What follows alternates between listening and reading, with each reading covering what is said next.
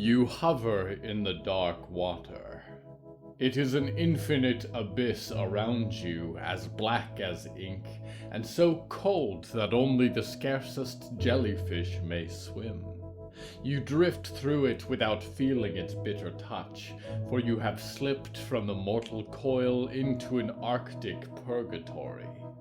As you float forward through the waters, you hope that the great black wings of the grackle will not spread above you, not here, hidden from its sight. No, this is not the place. There is too much. Hours of things unfolding to tell in minutes. Perhaps you are a ghost, and you do not feel the winds that flow through you as you approach a cold body in the ice. No, still no. You blink awake. Is it sunlight do you feel? It is a warmth you have not felt in what feels like many months, and you plant your claw in the ice and scar it, for there are fish beneath you would love to see. Oh. This is not the time, dreamer. I know it is not the time. Not when the hour grows so near. And yet, I am a coward. I have always known it. To guard the gates of the Council of Heavens, indeed. What would I have done if any real threat had ever come along? Would I have run from it? It is all unfolding so fast, dreamer. Our stories stretch into hours because in a dream they can. But what occurs is simultaneous and unstoppably quick, and it happens all at once. And it is happening all at once. It is at the same time. Night and Downing Hill burns and threatens to flicker out. And in the Arctic, a girl descends on a broom, and Mort walks for the spire of ice that stands at true north, and riot drifts, and we watch. We watch snowflakes suspended in the frosted breeze. I watch tears form in eyes and lips part to speak words of comfort or hurt. I watch the infinitude of a last breath blossoming like a flame in the cold. And I should never have stepped in. I should never have interfered. It was easier when I did nothing. And I know it may not seem as though I have done much. But if I had not, then Mort would not be here. And likely creep bursting through the ice would have taken what supplies they held, and there would be one great chance gone. Do we channel hope to Downing Hill, that as Clara Martin draws north, that it is to her the library travels? Or do we turn our hopes to Diggory graves? The difference is, dreamer, that no matter what happens now, I have altered it in some way. And so I am not simply narrating a death to you. I am the hand that caused it. As these dire journeys reach their conclusions, I am painfully aware that it did not need to happen this way. Perhaps old Afterclaps was a liar. A fool in the desert. What could a rote machine, an iron judge, know of the workings of gods? If I had done nothing, if I had let all of these attempts fail, then at least I could watch impartially. Hurt, perhaps. Concerned for your kind, even. But it would not be my fault. and perhaps I would be able a little more consistently to dictate for you breaking, without breaking down. What a foolish god I have become. Lolgmalolg would drown a nation for amusement if she was given the avenue. Siren Sire burns the souls of the universe for fuel. And I am concerned for a very finite number of very finite organisms. I am sure you cannot comprehend, dreamer, from your mortal stance, how far below me you are supposed to be. I have wasted my years, dreamers. I am not a lord of nightmare, but a frightened animal. Frightened of the wide universe and its loathing. So I have clung to a memory of the garden and all the desolate traces of him that are left. This is only a stain of his blood. I was too afraid to believe that it would ever be shed. And now I am afraid that I will watch your kind die, and at the same time afraid that I have condemned you myself with the worrying.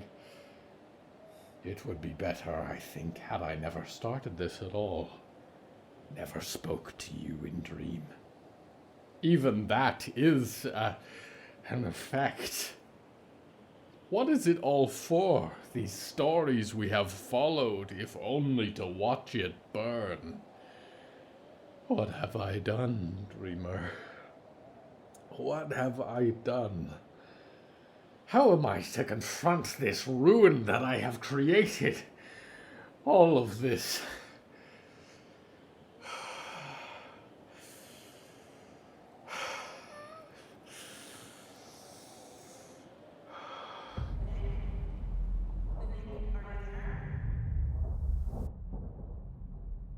I'm reaching out as hard as I can. Do you remember me? Well, I don't know if you can hear me or not, but we're here. We're all here, at the scout post, hoping that our friends are okay. I don't know if you can see them the way that you see me. I know what you are, I think. My grandma Laura, she mentioned that her sister Amaryllis was like me. I think you've crossed paths with my family before. Maybe that's why you came to me. I know you see a lot. So if you're still out there, if you're still paying any attention to this world at all, can you let me know if they're in danger? We just want to know if they're all right. This is a bad time, Danielle. I'm sorry. We're all so worried. I am worried also. That's not a good sign. Danielle, I am not sure that any of them are coming back to you. Some may never leave the Arctic. I guess I already knew that, deep down. I wish I had better news for you. I wish they had lived. Can't you do anything? You can see so much and talk to dreaming people everywhere, but you can't help them? I am helping them. I have taken action, Danielle, and now Cindy Lockhart is dead. Not because she had to die. The rest might follow any minute. I have put their lives in jeopardy, you understand? So that your friends would have one singular chance at all of this working. That their mission would not be completely in vain. It is going to work, I think. Do not tell them that at the scout post. There has been enough of my meddling, but it is true. I have tried to give you a chance, and now there are 3. I cannot guarantee that any of your friends will return, but it will work. It has to. If they die, they will not die for nothing.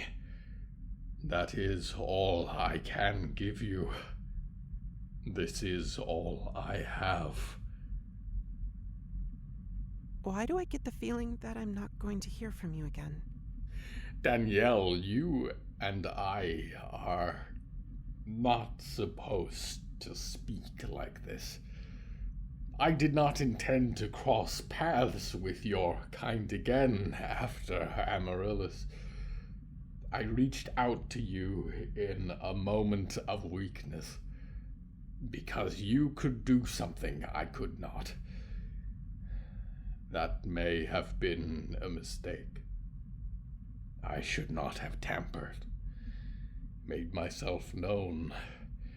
It was selfish. I am sorry, Danielle. Nick, Yes, thank you. I have done nothing worthy of thanks. If I don't hear from you again, just remember me, okay? I've got a nice home at the scout post. I'm learning to walk. I have friends. And the only reason I'm free is because of you, I think. You taught me how to use my dreams. You set all this in motion. I'll think of you every so often. And I'll thank you for what you did for me back in Box Andromeda. For giving me this life instead of that one. Think of me too, maybe, if you're ever wondering if it was worth it. For all of us, it was. Thank you for doing something, no matter how hard it was, and is going to be. Goodbye, Danielle. I'll see you when I see you.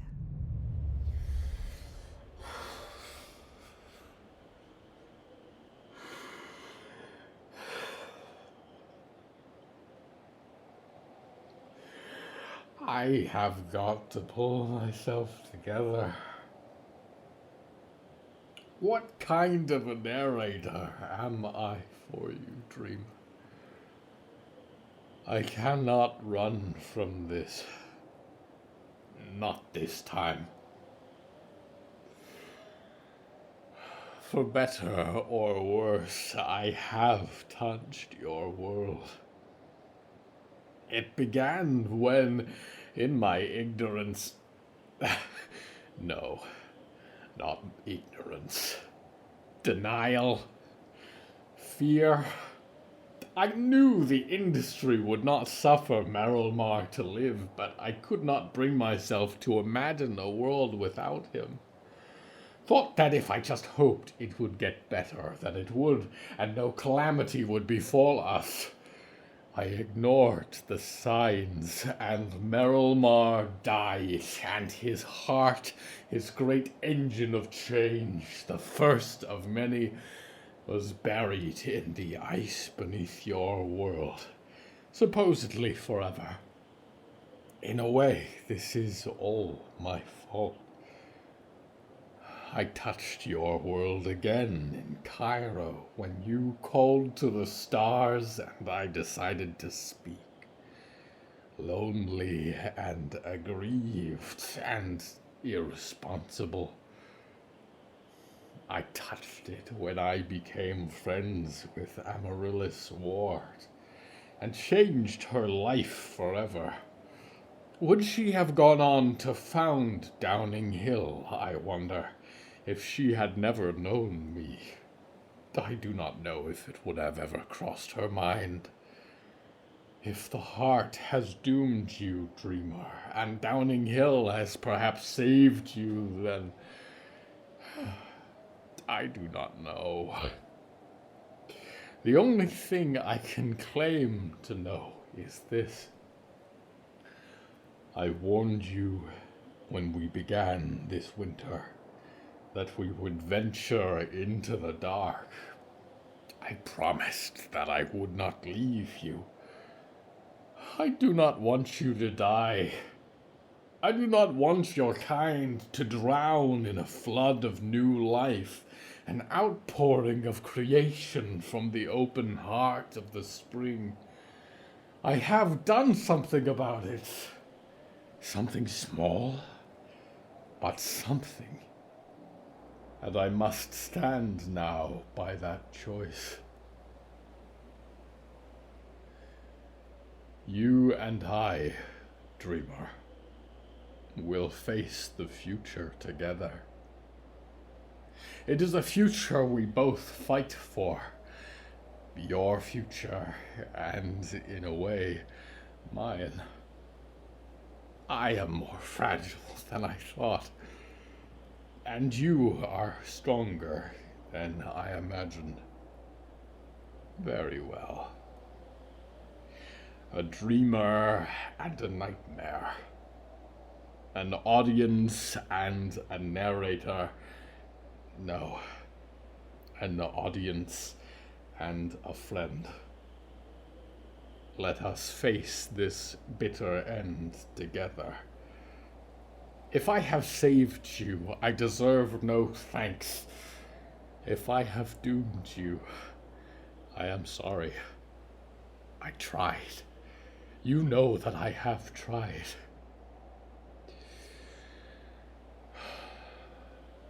Let us begin this dream again. It is time for us to confront the ending.